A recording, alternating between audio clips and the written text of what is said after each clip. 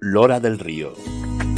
En el espacio de hoy vamos a retroceder hasta principios de los años 80, una década que comenzaría con temas tan interesantes como la primera cabalgata de Reyes Magos, cómo se vivió en nuestro pueblo, el intento de golpe de Estado, el cambio de ciclo en el Lora Club de Fútbol, los primeros periódicos de Lora, la fundación de la agrupación cultural Amigos de Lora, los fallecimientos del pintor Miguel Sandoval y del futbolista Miguel Herrera, la Hermandad del Santo Entierro, la banda de cornetas y tambores. Y también vamos a dedicar unos minutos a figuras de la canción que por aquellos años pasaron por nuestro pueblo, como Manolo Escobar, Triana, Luis Eduardo Aute, Pepe Suero.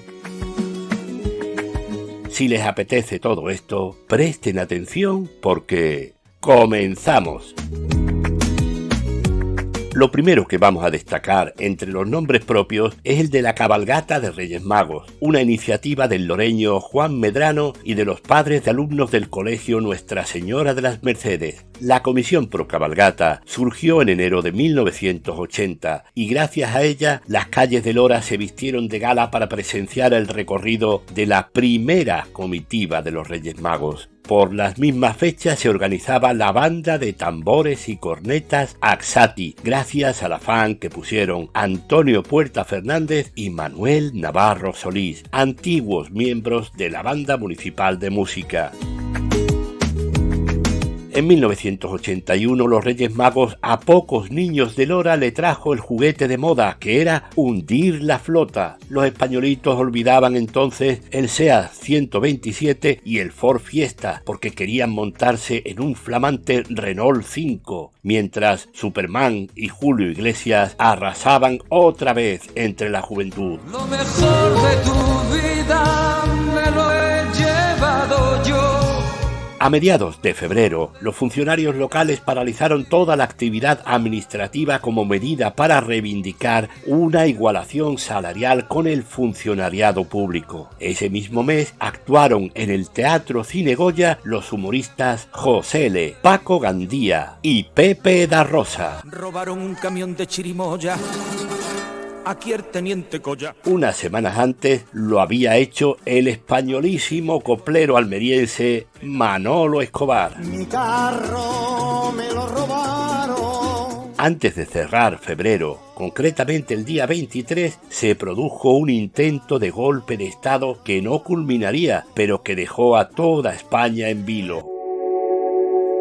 También aquí, en Lora, se seguía con sumo interés este acontecimiento a través de las emisoras de radio. Algunos vecinos decidieron marcharse lejos de nuestro pueblo. La tensión y el radicalismo estuvieron a punto de provocar un desorden en nuestras calles, ya que un reducido grupo de loreños se planteó tomar el pueblo y detener a líderes políticos y sindicales. Buscaron el respaldo de algunas instituciones. Sin embargo, sería la prudencia de esas mismas instituciones la que evitó que esto llegara a ocurrir.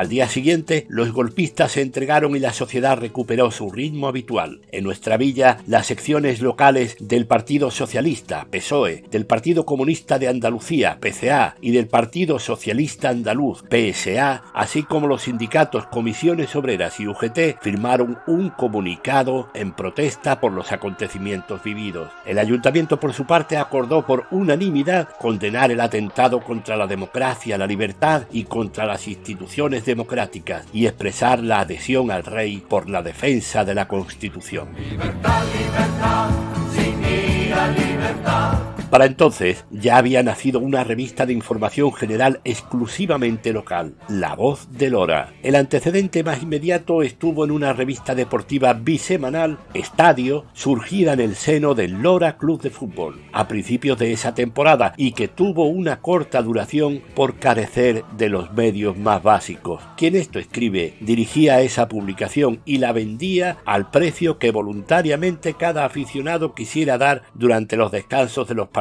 que el equipo local jugaba en su campo, el Nuestra Señora de Setefilla. La recaudación no siempre daba para poder comprar el material para el siguiente número, la tinta de multicopista, los folios y los clichés. Colaboraron de manera determinante José González Carballo, Enrique Emilio Gómez Liñán y Nicolás Navarro Solís. Pero La Voz de Lora pretendía mucho más. Unos jóvenes crearon el grupo de periodismo El Madrugador, en homenaje a aquella otra publicación del mismo nombre de mediados de siglo, y aspiraban a convertirse en el medio informativo local de referencia. El consejo de redacción, permítanme que diga sus nombres, estuvo formado básicamente por Eloy Manzanares Rincón, Francisco Núñez Remesal, Antonio José Castillo Soler, Juan Antonio Sánchez Pérez, José Díaz Jiménez, Manuel Parrilla Cruz, Diego Delgado Díez, Francisco Javier Maldonado Muñoz, Sebastián Martín Monclova, Juan Lora López. Su tirada media era de 500 ejemplares que se vendían a 40 pesetas cada uno. Dada la condición de estudiantes de todos sus componentes, este boletín tampoco llegaría más allá de la media docena de números. Una de las noticias en las que se detuvo fue la puesta en marcha de otra iniciativa que sí prolongó su existencia, la Agrupación Cultural Amigos de Lora, ACAL. El 7 de marzo de 1981, un grupo de loreños decidió constituirse en junta promotora de esta asociación cultural que sería bautizada una semana más tarde. Francisco Guillén fue el primer presidente, José González el secretario y Juan Melo el tesorero. Sus fines, la defensa del patrimonio histórico, artístico, cultural y natural de nuestro entorno, pronto dieron sus primeros frutos con la publicación de la obra de Tomás Andrés de Gúseme, Noticias pertenecientes a la historia antigua y moderna de la villa de Lora del Río, Alcolea del Río, Setefilla y Arba en Andalucía. Este libro abría su colección Biblioteca de Temas Loreños. La otra colección, Aceña de Poesía, cuyo promotor sería Juan Francisco Cárceles, la inició el trabajo titulado sencillamente Poemas, cuyo autor fue Ángel Manuel Autero, el poeta gitano. Mientras la agrupación cultural Amigos de Lora trabajaba por hacer aflorar los autores locales, uno de ellos, José María Montoto, fallecería en Córdoba en julio de 1981. Escritor y poeta, este hijo de José Montoto y González de la Hoyuela fue el autor original de las famosas Pajaritas de Papel, publicadas a diario en el Correo de Andalucía y cuya continuación legaría a su padre. Pero ni ACAL ni ninguna otra asociación pudieron organizar ese año el pregón de la Semana Santa. Quizás se debiera a que el interés que existía no era el suficiente con una sola cofradía, el Santo Entierro, haciendo estación de penitencia. Hacía ya 2 años que la cuadrilla de costaleros del Paso Virgen no cobraba, gracias a que unos jóvenes cofrades se ofrecieron para realizar esta labor más como penitencia que como trabajo. El Paso Cristo, a causa de su deterioro, no llevaba entonces costaleros, sino ruedas. Eran 586 hermanos los que tenía esta hermandad. De ese número, solo 81 eran mujeres, pero a ninguna se le permitía acompañar como penitente.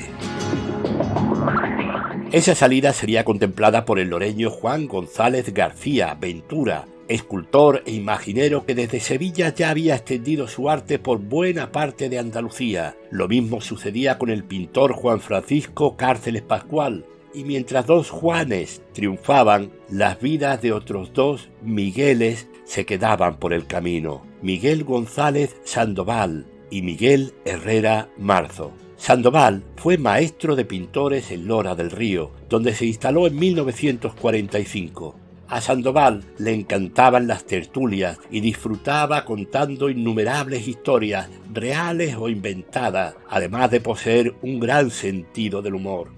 Por su taller de la calle Reyes Católicos pasaron muchos y muy buenos artistas que aún hoy lo recuerdan con especial emoción. Pasaría los últimos años de su vida en Sevilla, donde fallecería en 1981. El Ayuntamiento de Lora, en su memoria, bautizó con su nombre el concurso anual de artes plásticas y una plaza en la intersección de las calles Larga y Cabra.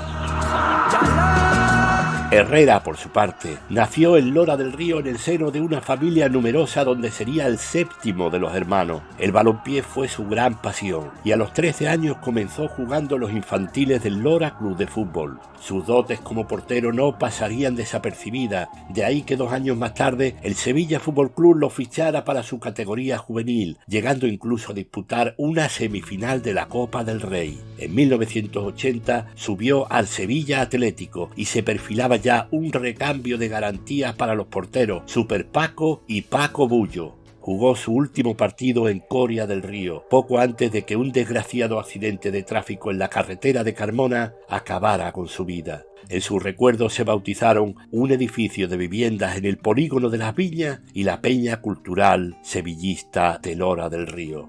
El club en el que había debutado Miguel Herrera y donde estaban sus mejores amigos, el Lora Club de Fútbol, pasaba por unos momentos confusos en su organización. Antoñito Jiménez primero y Manolín Aranda después habían dejado la presidencia en un corto periodo de tiempo. Esta inestabilidad culminaría con la celebración de unas elecciones a las que se presentaron las candidaturas de Enrique Emilio Gómez Liñán y Luis Carrasco Hernández. El conocido agente de seguros Luis Carrasco sería el vencedor.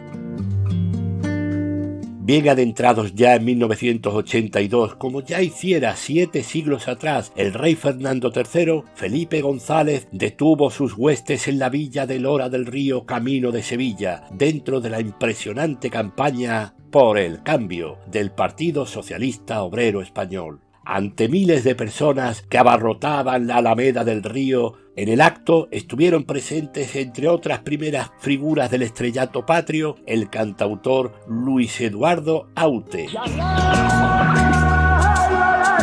y el mítico grupo Triana en una de sus últimas actuaciones antes de la muerte de su líder Jesús de la Rosa. Cada noche mi vida es para ti, como un juego cualquiera y nada más, porque a mí me atormenta en el alma tu frialdad. Con nostalgia también recordamos que hubo un día en el que la biblioteca pública, y ante muy escasa afluencia, actuó uno de los dúos más importantes del folclore latinoamericano de aquella época, Olga Manzano y Manuel Picón. No me quites tu risa porque me moriría. Y en otra velada menguada de público, también a principios de la década de los 80, actuaría en el Salón Taurino de la Alameda del Río el cantautor nacido en Lora, Pepe Suero. Andalucía, la que divierte. Con la voz de nuestro paisano Pepe Suero, despedimos el programa de hoy, repleto, como han visto, de nombres propios. A los señores. Espero que continúen cerca de nosotros aquí, en Onda Cero Lora del Río, donde muy pronto les vamos a llevar otro espacio de Memorias de Lora. Hasta entonces, un abrazo de este periodista de pueblo, Diego Delgado Díez. Tierras muertas, siempre pisada por el caballo de un gran señor. Que más da muerto que vivo si te vienen a llorar a la reja de la cárcel, a la reja de la cárcel, o a la puerta de un penal. Que más da muerto que vivo si te tiene que callar.